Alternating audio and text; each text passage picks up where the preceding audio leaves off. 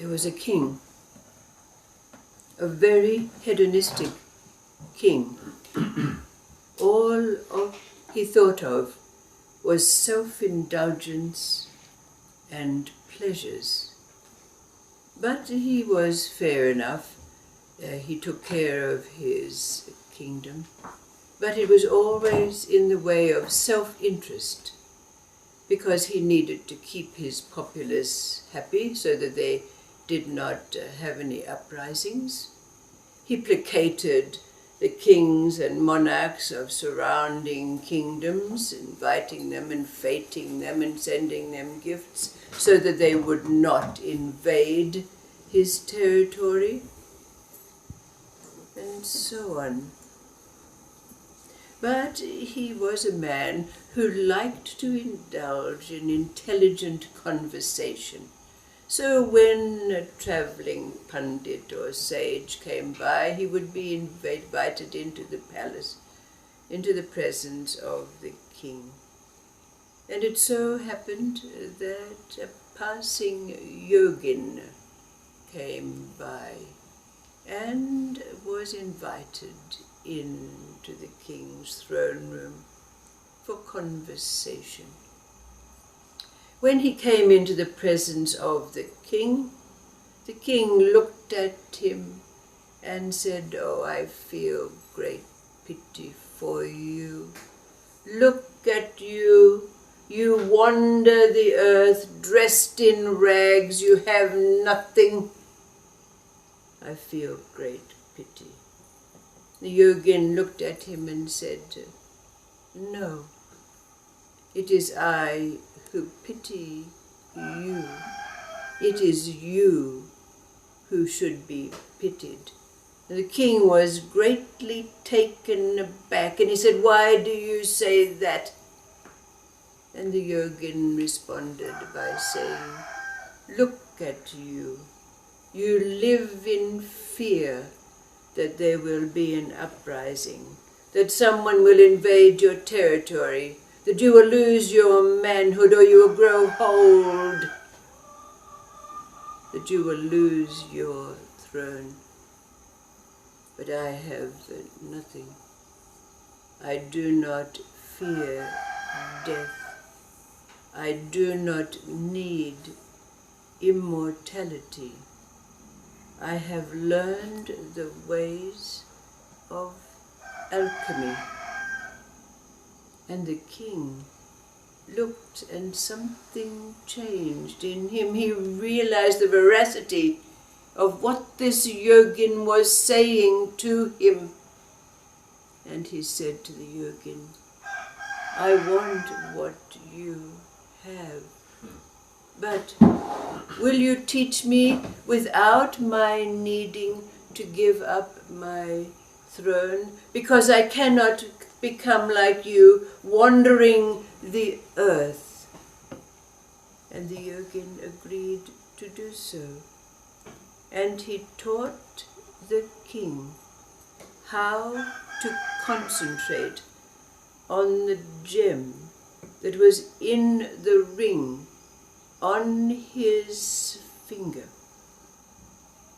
And after some time of this practice, the king found himself with the siddhis, the magical powers that come with the state that is arrived at after such a practice. But he kept these siddhis, these magic powers, to himself, but he nevertheless became known throughout his own kingdom and all the kingdoms around of his largesse, his selflessness. But he became known as Lilapa, the master of play.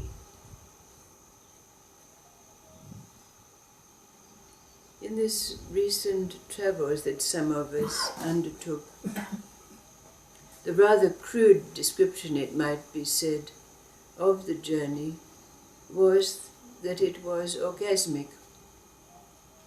And indeed, the journey did contain those three elements required in the orgasmic experience: the foreplay, the chaos, as chemistries come together and play with one another, bouncing off each other. And then the climax, when those chemistries merge. And the afterplay, when it all settles into a new place. And so if we translate that into alchemical terms, we can follow the way of alchemy that's possible in absolutely every experience of life, because life is chemistry. And we can see that in any meeting, whether it be a person, people, or nature, the same thing happens. We have a dance as those chemistries play with one another. We have the place where they merge, come together, the climax, the orgasm, and the afterplay, when there's that wonderful feeling of awareness, when we're one with that person, one with that situation, one with those people, one with that city, one with the forest or nature.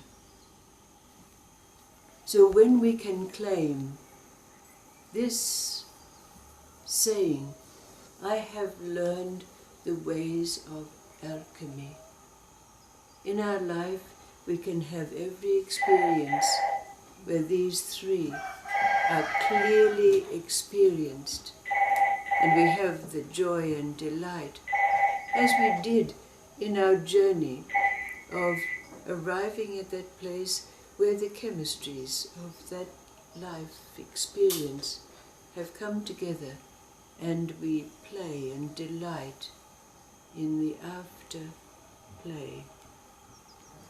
But we have to realize that in the way of life, for this to happen in every experience, or in the way of alchemy, there has to be another force. In alchemy, it's a flame. In alchemy, there always has to be a flame. When it becomes refined, of course, it's just a little Bunsen burner. But in the early stages, it's a big fire, a bonfire maybe. But there must be a flame for this merging, this play to take place. So the question is asked of you, what is this flame that we have? What is this flame in us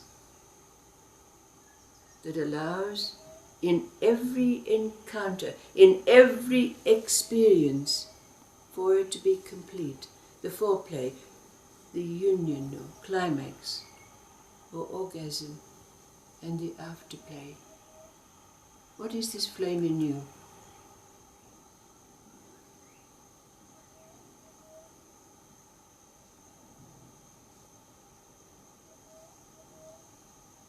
Translated.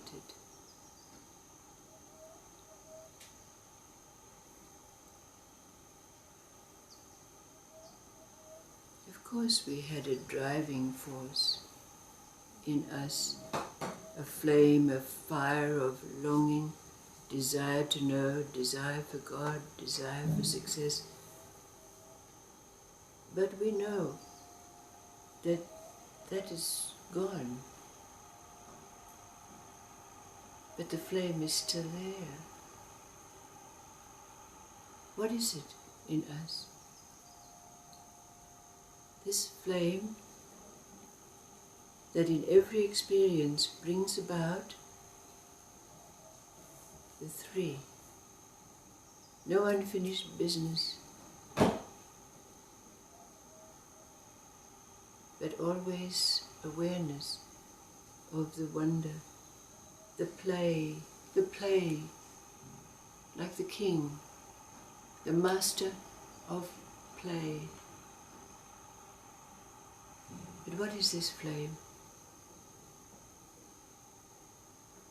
for you? That which remains when desire, longing is gone.